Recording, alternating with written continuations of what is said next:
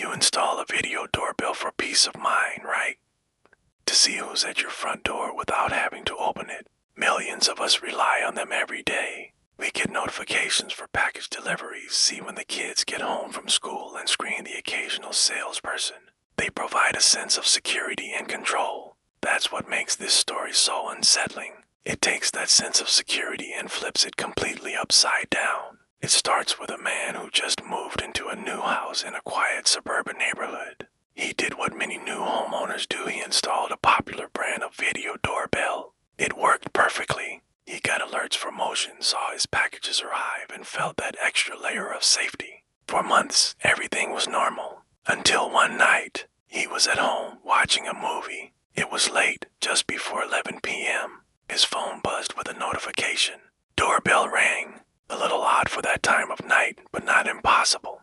He paused his movie and opened the app to check the live feed. The camera loaded, showing his brightly lit front porch. But there was no one there. The steps were empty. The walkway was clear. He scrubbed back through the recording to the exact moment the bell was pushed. No hand ever entered the frame. No shadow, no insect, nothing. He figured it must be a glitch, a sensor error. These things happen. He'd read about bugs or even strong vibrations setting them off.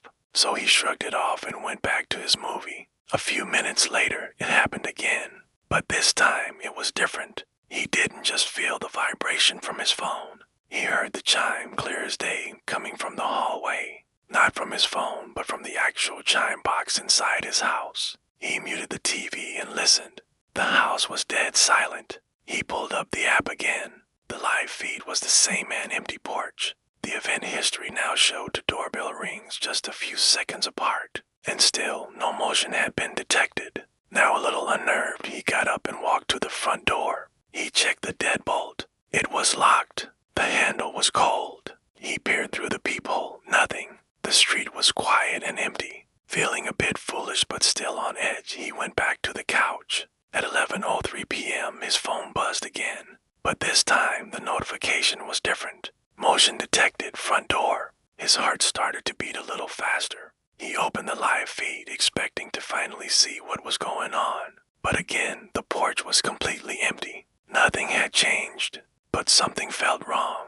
He noticed the app indicated the microphone was active. He listened intently. At first, all he could hear was the usual ambient sound, the hum of distant traffic, the rustle of leaves in the wind. And then he heard it, a faint but distinct sound. Breathing. It wasn't loud like someone was right next to the camera. It was soft, steady, and chillingly present. He leaned his head closer to his phone speaker, trying to make it out more clearly. As he did, the breathing stopped. A second later, the doorbell chimed again. But this time, it was from right behind him, in the hallway. He spun around, but the hallway was dark and empty. He quickly backed away toward the living room, his eyes darting into the shadows, his phone still clutched in his hand. That's when he saw it. On his phone screen, the live feed from the porch camera flickered. The angle shifted. It was now lower, aimed more directly at the doormat, as if someone had physically tilted it down. That should have been impossible. Camera was screwed tightly into the door frame. As he stared, a new status message appeared on the app's interface. TWOA audio active. He hadn't enabled it. He never used that feature. Before he could process what was happening, a sound came through his phone speaker. It was a familiar, electronic tone, the sound of his own doorbell chime. And then, a voice spoke. It was calm, flat, and unnervingly clear. It said, "Someone's home." He panicked and immediately force quit the app. As he did, the doorbell rang one final time. Not from the door, not from the hallway. It chimed directly from the phone in his hand, even though the app was closed. He didn't hesitate. He powered the phone completely off and sat there in the dark, in total silence, his heart pounding against his ribs. He waited for a sound, a footstep, anything. But the house remained absolutely quiet for the rest of the night. The next morning, sunlight streaming through the windows, he felt brave enough to investigate. He checked the doorbell camera. It was sitting in its normal position, facing straight out, showing no signs of being tampered with. He powered his phone back on and went straight to the system logs. What he found made his blood run cold. According to the device history, the doorbell had been activated from inside his own network. The commands had originated from the exact same IP address as his phone. He called customer support, desperate for an explanation. They were polite but dismissive. They suggested it was a rare firmware glitch, a sort of feedback loop that could happen between the two-way audio and the notification system.